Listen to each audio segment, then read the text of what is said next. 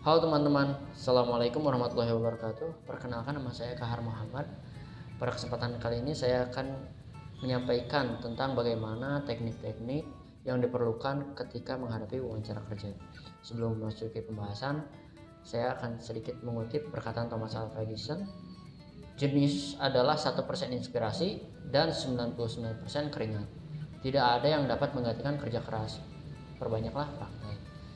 Kemudian keberuntungan adalah sesuatu yang terjadi ketika kesempatan bertemu dengan kesiapan. Jadi jangan lewatkan setiap kesempatan. Intinya jangan lengah.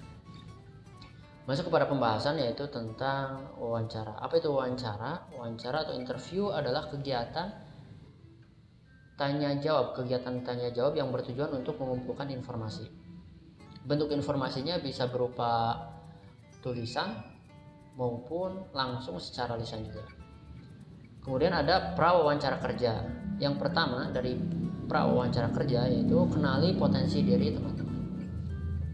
Kelebihan dan kekurangan apa saja yang teman-teman miliki itu harus dikenali terlebih dahulu. Kemudian yang kedua, kenali profil perusahaan yang teman-teman tuju, yang teman-teman lamar.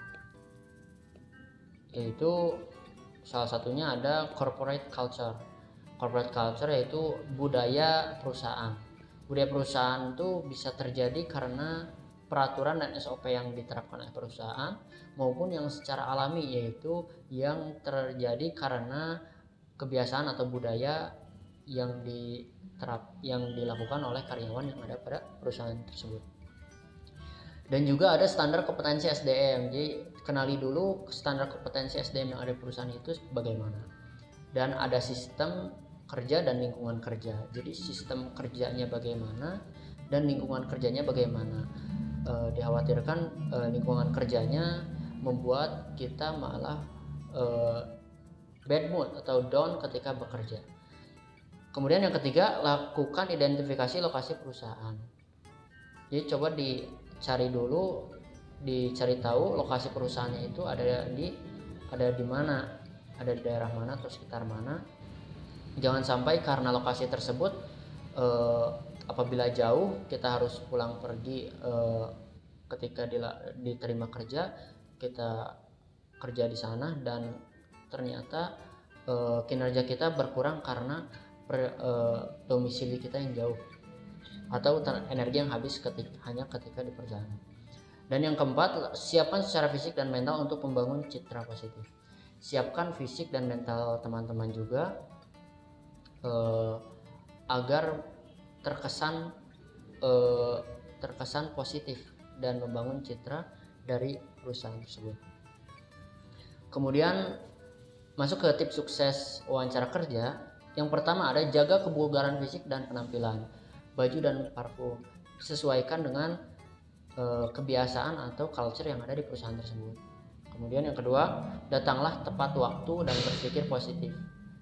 Datanglah tepat waktu jika bisa sebelum waktu yang ditentukan, waktu wawancara ditentukan. Kemudian yang ketiga, perhatikan etika wawancara. Etika wawancara ini penting karena akan menciptakan kesan pertama yang menyenangkan terhadap perusahaan.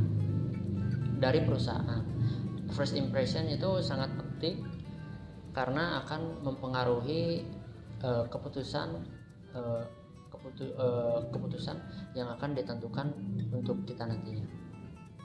Kemudian persiapkan materi yang relevan, knowledge, skill, personality. CV atau curriculum vitae-nya dilengkapi dan jangan sampai ada rekayasa. Kemudian yang kelima, ciptakan situasi yang rileks dan humor.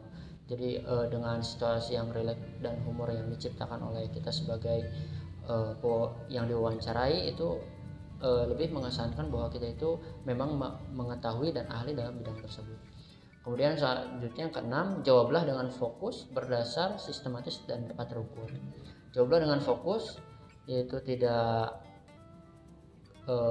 keluar dari topik pembicaraan, berdasar yaitu kita mengatakan sesuai dengan teorinya, dan sistematis juga dapat terukur.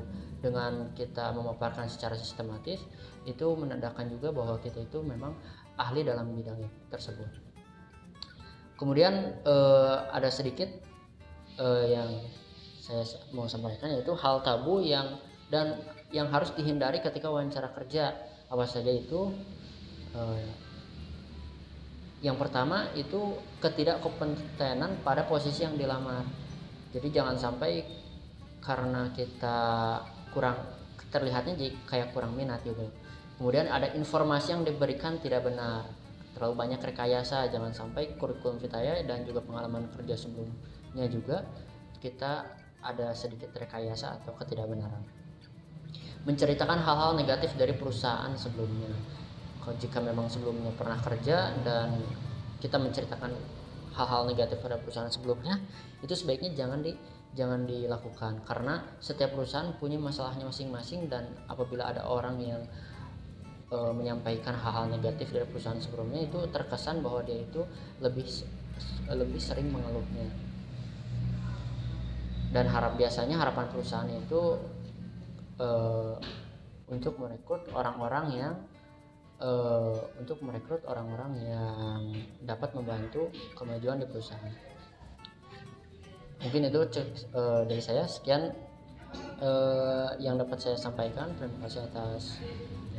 Terima kasih atas waktu yang telah diluangkan oleh teman-teman untuk mendengarkan sedikit pemaparan dari saya. Cukup sekian dari saya. Terima kasih atas perhatiannya. Wassalamualaikum warahmatullahi wabarakatuh.